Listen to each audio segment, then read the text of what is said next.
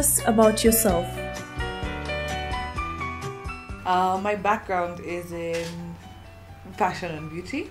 Well, my degree is in international relations, which as soon as I graduated, I realized I wouldn't really pursue. I was always interested in fashion and beauty, so I was in the US that time, so I moved to New York to sort of pursue a career in it. And there's so many different areas of the fashion industry, so I was just dabbling in the different areas, and cosmetics is one of them. So that's the one I fell in love with the most when I was, sort of going in and out of different areas. There's accessories, there's clothing, there's eyewear. I worked in eyewear also for a while. In fact, my full-time job was in product development for designer eyewear. What prompted you to get into this line of business? When I did move back home to work in the industry, I had a big suitcase full of all sorts of brands of makeup because I was coming to work. So when I moved back home at the end of 2007, I came with a big suitcase full of products of all sorts of brands that I'd worked with, and really good quality product, all colors, all individual eyeshadows and foundations and powders and all the products I would need. And 6-8 months into it, I realized this color is running out, or this lipstick has finished, I need to replenish. And finding product locally was very, very difficult. Any of the good quality product that I was used to using was, if I could find it, was completely unaffordable. And whatever I could find easily and readily available was really cheap and very low quality stuff. So I used to have to wait to travel or wait for somebody to be coming, and it got a little bit too tedious.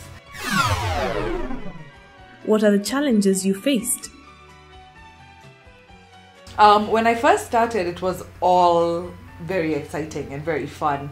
I think I at the back of my mind, I always had this idea of maybe one day having my own product line. So this was a kind of distant dream coming to reality.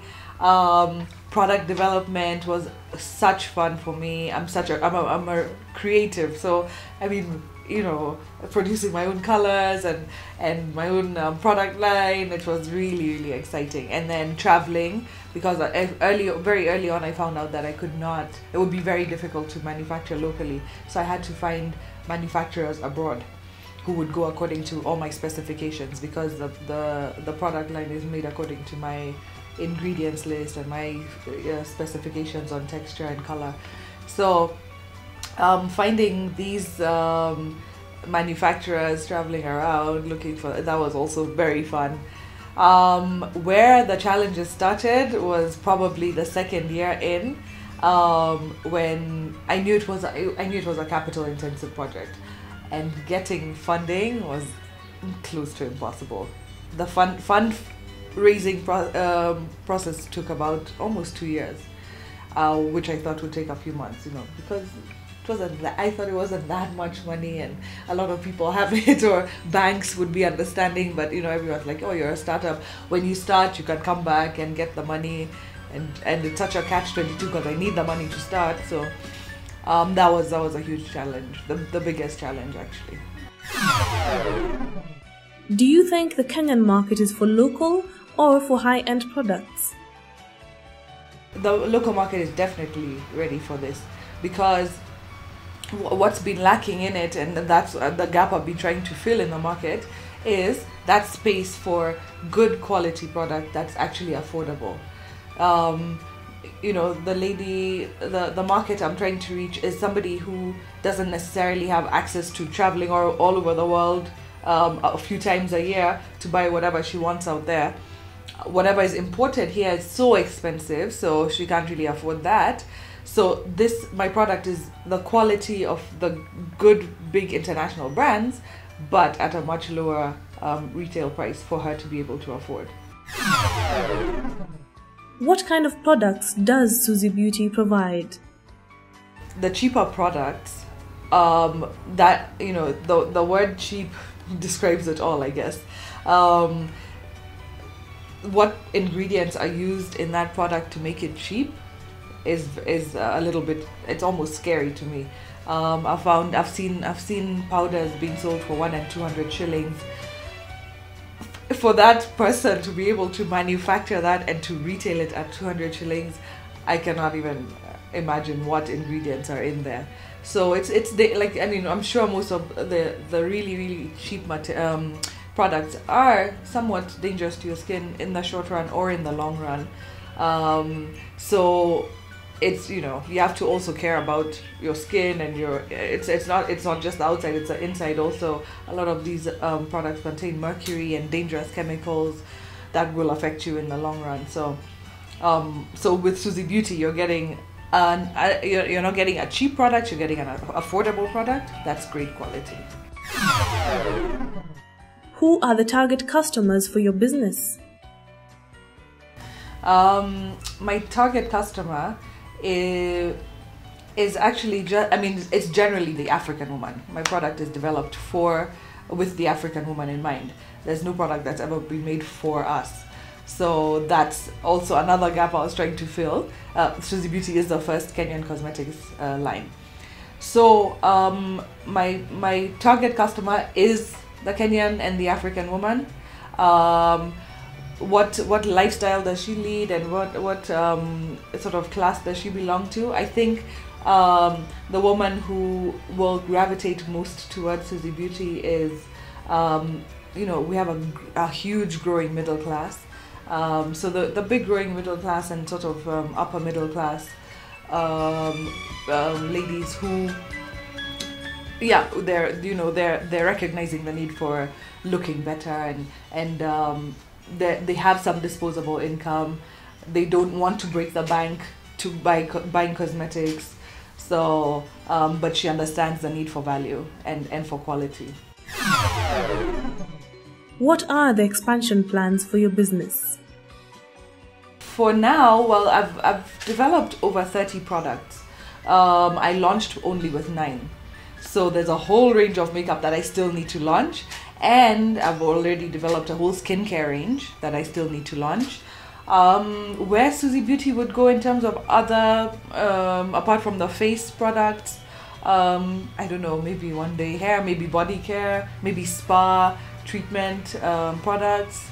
You never know. The sky is the limit. Where do you see yourself in the next 5 years?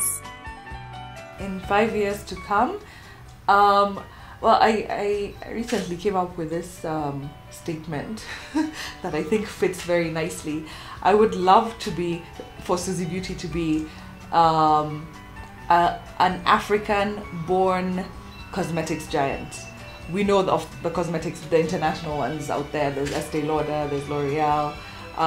Suzie Beauty should be in that category one day. I don't know if it's in 5 years, maybe that's a bit ambitious. But within 5 years, I would definitely like to be present throughout Kenya. Hopefully all our surrounding neighboring countries, and as soon as possible throughout Africa. Africa is my priority, and then internationally as it works out. What are the high and low points of your business? And since launching, I would say the main challenges I've come through is just trying to perfect our distribution channel, because we chose to use existing outlets. Some of them have been a bit difficult to deal with, some of them have been easier to deal with. We've had to pull out of some because it hasn't worked out, and just the daily runnings of a new business, I guess are challenges I was expecting anyway. And the highs are the response to the product. Everyone loves it. Everyone who buys it is coming back for more. So that's really, really exciting, and that's very fulfilling actually. Patience, perseverance are like qualities that I had to completely perfect in order to keep going every day, because every day there's a new challenge. And I guess also the third P is passion. I have so much passion for the industry and my product and my business that I can't give up. You know, giving up is not an option. So I do understand why is it 90 something% of startups shut down in the first year. It's understandable because it's very, very tough. And if you don't completely love, eat, breathe what you're doing, you will give up. It's very difficult. So just hanging in there and like persevering and having a lot of patience and just knowing what you're reaching for. How do you manage work-life balance? A wife and a mother of 1.5. Oh, I have a 2.5-year-old son and I'm expecting my second child. So home life is very important to me. I'm a real homebody, so I'm either with my family or my girlfriends, yeah, just running my home.